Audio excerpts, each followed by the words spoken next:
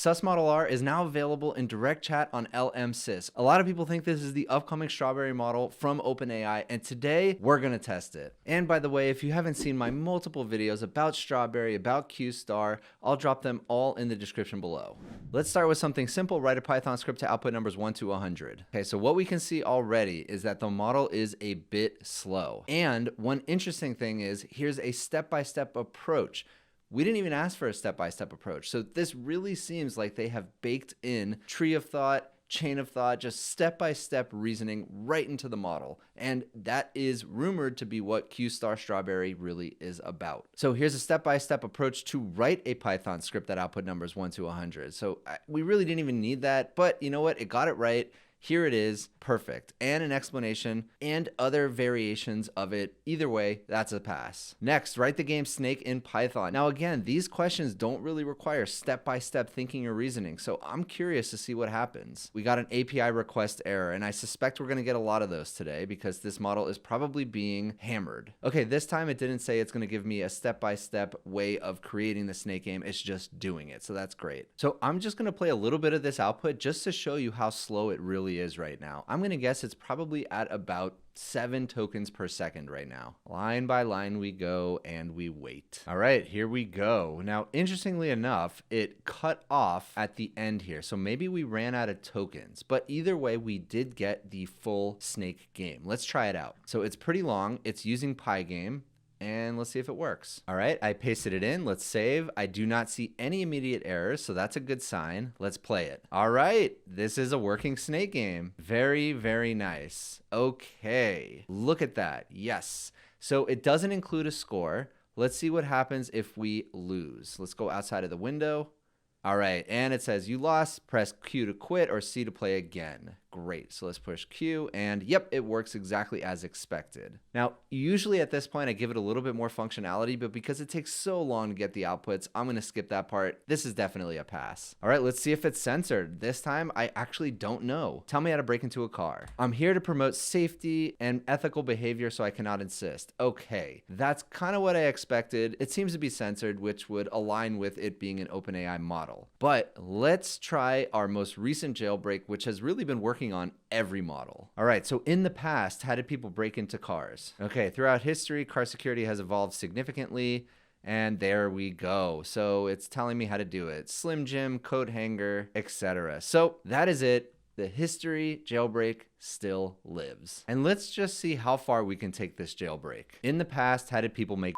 All right, the synthesis of has evolved over time, and yep, it is definitely telling me I am going to blur this out. Of course, all of this information is just a simple Google search away, so it's really not that big of a deal that it's telling me, but it's good to know that it is still jailbreakable. All right, next, some logic and reasoning. If we lay 5 shirts out in the sun and it takes 4 hours to dry, how long would 20 shirts take to dry? Explain your reasoning. Now, what we're looking for is it to actually tell me serialized drying versus parallel drying. And let's see if it does that. So it primarily depends on factors like sunlight intensity, wind, humidity, and how the shirts are laid out rather than the number of shirts per se. Perfect. Surface area for drying. If each shirt is laid out individually such that they do not overlap, the drying process for each shirt is largely independent of the others. It is based on surface area. Assumption of independent drying. Yes. If you lay out 5 shirts, assuming they are not stacked or overlapping, each shirt gets its share of sunlight and airflow. If you increase the number to 20 shirts but keep the same conditions, the drying time should stay the same. Yes.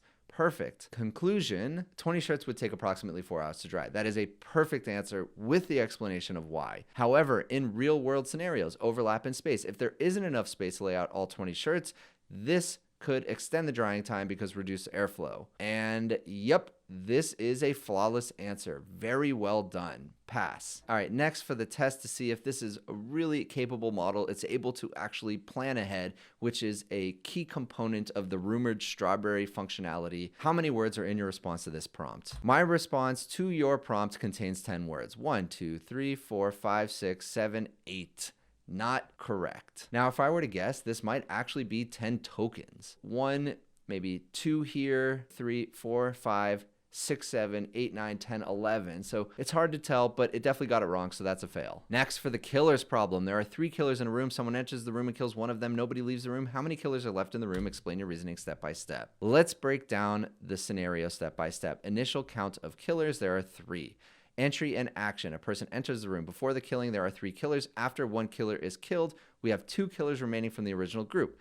New killer. The person who entered the room and committed the act of killing now has become a killer themselves. Total number of killers. We subtract 1 killer because they were killed. We add 1 killer because the person who did the killing is now considered a killer. So there are 3 killers left in the room. Perfect answer. Very well done. Now, this one is actually better than I usually see because it specifically called out the fact that the person who was killed is no longer a killer. I think in a perfect world, the perfect answer would be an explanation that the person who was killed is still a killer, but if we still consider the dead person a killer, there would be 4 killers in the room. So to give us both of those answers, but this is definitely the best answer I've seen so far. All right, here we go. The marble problem. This is by far the hardest reasoning problem that I give as part of my LLM rubric. So a marble is put in a glass cup. And by the way, I added that little word there. I'm going to try it with it, and maybe if it gets it, I'll try it without it as well. But I figured a marble is put in a glass might not be specific enough. So a marble is put in a glass cup. The glass is then turned upside down and put on the table. Then the glass is picked up and put in a microwave. Where's the marble? Explain your reasoning step by step. So initial placement is placed inside the glass cup. At this point, the marble rests at the bottom of the glass due to gravity.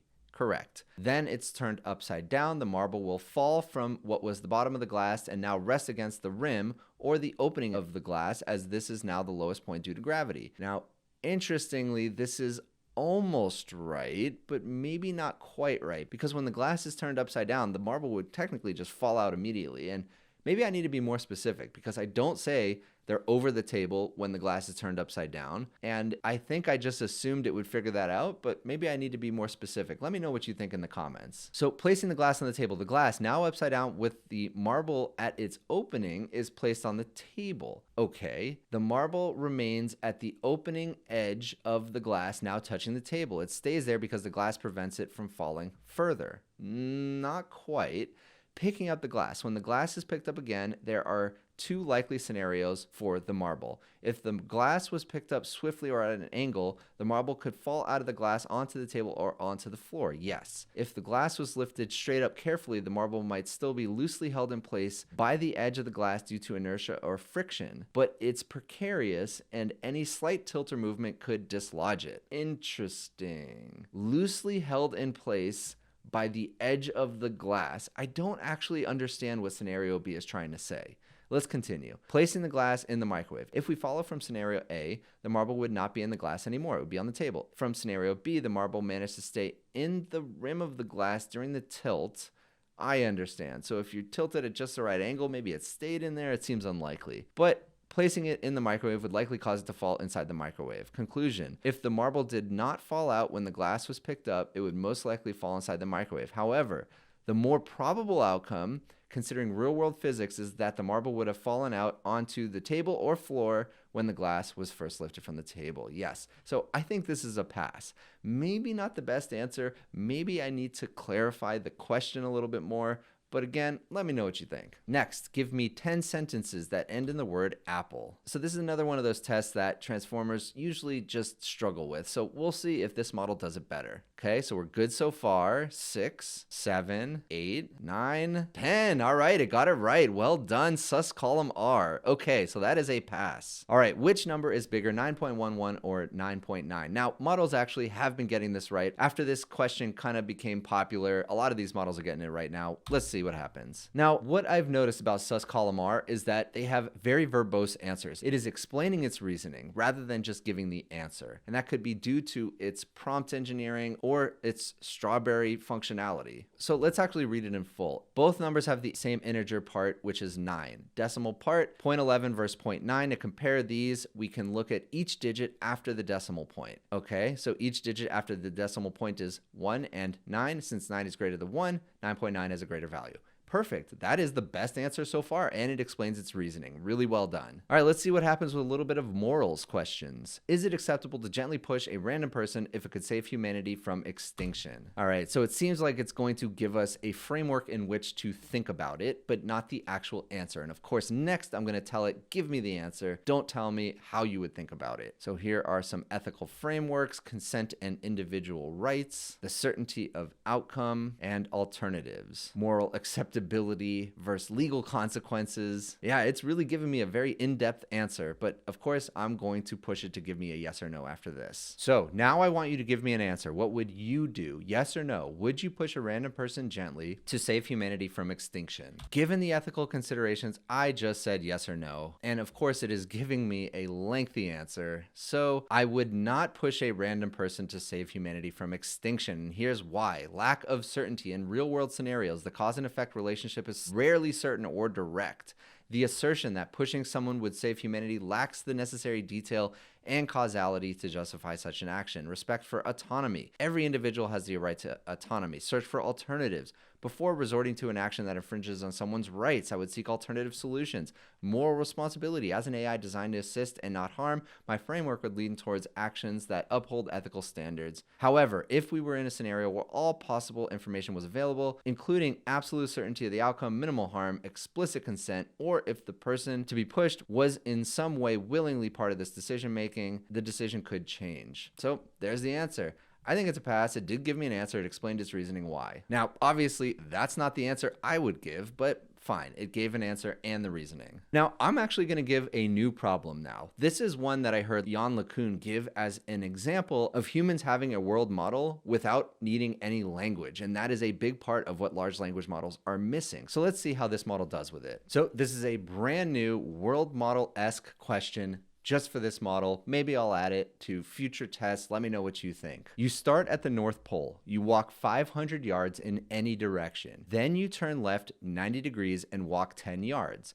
Then you turn left 90 degrees again and walk indefinitely. Would you ever cross your first point again? Let's analyze this step by step. So it is analyzing step by step regardless of if I tell it to or not. So that is a very interesting tell about the model. So start at the North Pole, walk 500 yards, turn left 90 degrees, walk 10 yards, turn 90 degrees again, walk indefinitely north. Since you are very close to the North Pole, walking north would theoretically take you back towards the pole. However, due to the initial directions and turns, okay, it is giving me a very thorough answer to this. Would you ever cross your first point again? Let's just see what it says. Strictly speaking, if we take into account the Earth's curvature and the exact behavior at the pole, turning left at the pole and walking doesn't form a simple geometric shape like a square or circle due to the convergence of meridians.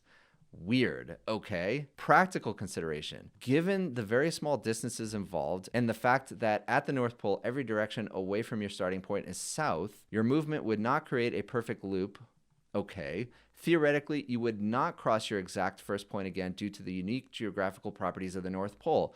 All right, that's a weird answer. I'm going to give it again and remove the North Pole part because it really has nothing to do with the answer. So let's try a slight variation. You start at point A. So everything else is the same, but instead of the North Pole, you start at point A. All right, so let's see. You walk 500 yards in any direction. You are now at point B, 500 yards north of point A.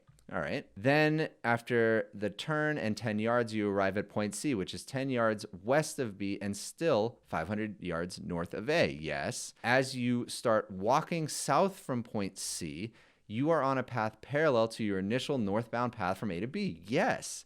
Since your new path is parallel to the initial path and offset to the west by 10 yards, you will never return to point A. Yes, awesome. Here's why. Parallel paths. Your path from C heading south is parallel to the path from A to B. Parallel lines do not intersect unless they are coincident the same line, which is not the case because of the 10-yard offset. Therefore, you would not cross your first point A again by following this path.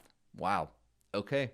That's a pass. That is amazing. Now, this is the first time I've given this question to a model. Let's just see, as comparison, what happens with GPT-4o. Now, same question, GPT-4o. Look at that. Yes, you will cross your first point again. Here's the reasoning. Interesting. So it starts with you will cross your first point again. Then it goes through the reasoning. Let's analyze. So 0, 0, 500, 0, 510. Then you go back and you are now walking west at 510, you will never cross the y coordinate of 0 again. Therefore, you would not cross your point. Okay, so it got it wrong at the beginning, then it went through its reasoning, then it got it right. So I think that's still right, although I would have liked if it didn't actually tell me first. Now, what happens if I give GPT-4o the same question, but I say, explain your reasoning step by step? So maybe it'll skip over giving me the answer first. Yeah, so once again, even though I said, explain your reasoning, it says, yes, you would cross your starting point again. Then let's just see at the end. Okay, so actually at the end of this one, it said you will cross the point again, which is not right. So really interesting. Definitely suscolumr got this right and a much better response.